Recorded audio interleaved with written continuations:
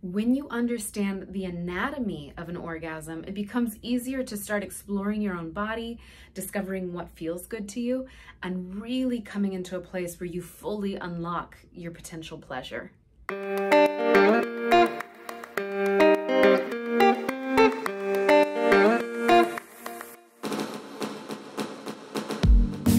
Hello, you sexy and gorgeous creature. Welcome to Practice Intimacy. This is the place to be to learn all about love, sex, and how to have the best relationships you possibly can.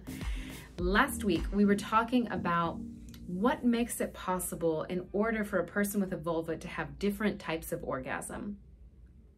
I went into the anatomy of the pelvic region and why it feels different to have a clitoral orgasm versus a internal orgasm. So this would be inside of the vagina, actually stimulating the cervix, the base of the uterus.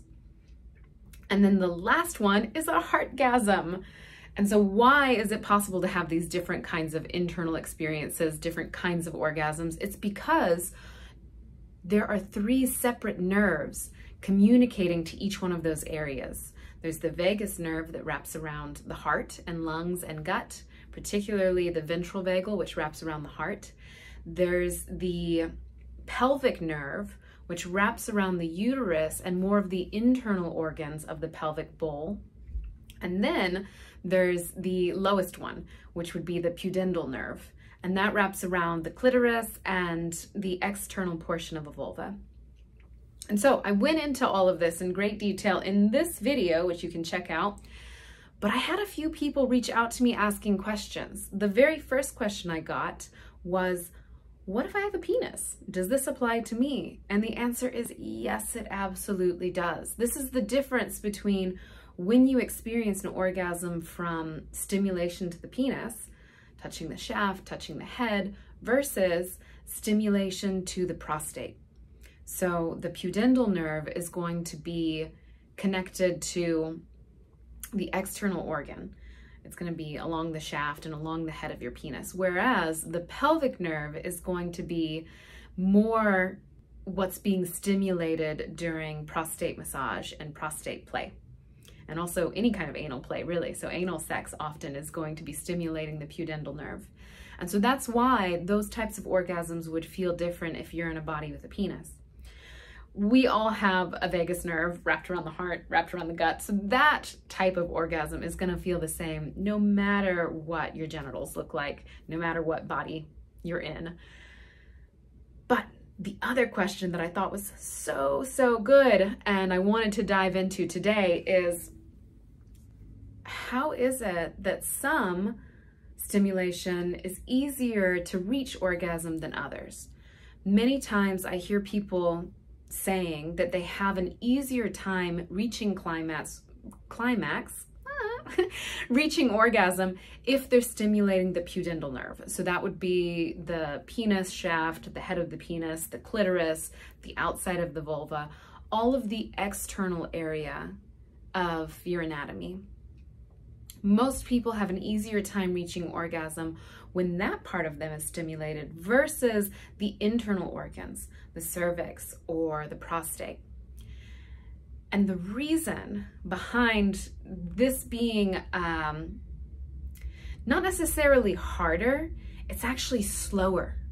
So the external nerve, it is faster to become stimulated and aroused than the internal nerve. There are so many reasons why that might be true. Let me just name a few of them. Some of this is going to come from ancient Chinese tradition of sexuality, and the other is going to come from science. So let's start with Taoism. In Taoism, what is often said is that sexuality and arousal and turn on all start either front to back or from the outside in.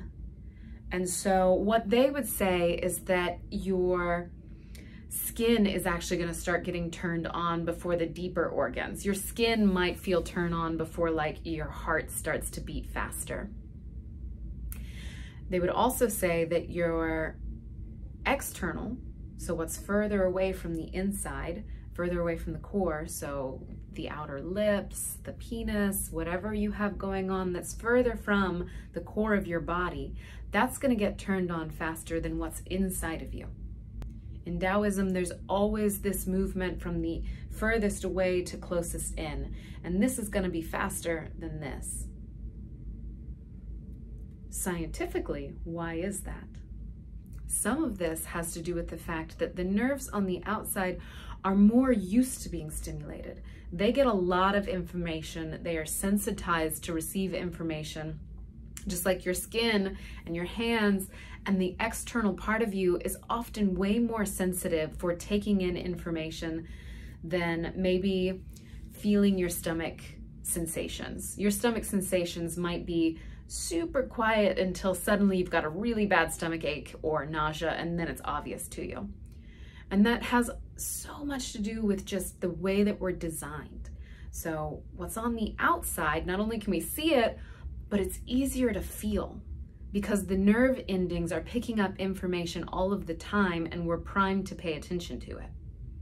Whereas the internal, the viscera, the nerve endings that live inside of your body, they don't get stimulated as often. You're not touching them. They might have information flowing through them, but you're not interacting with the world in a way where they're going to be obviously exposed and getting a lot of information. And so they're often just a bit slower to pick up on what's happening. When you begin to explore this, the way this applies to your sex life, you sexy researcher, I hope you take this and start using it either by yourself during solo sex or with partners. Let yourself go slow. Work from the outside in. Stimulate yourself, become aroused, get turned on by doing things on the outside of your body, preferably not even with your genitalia. Always start even further away. Like touch your hair, touch your face, touch your body, and then move to more erogenous zones.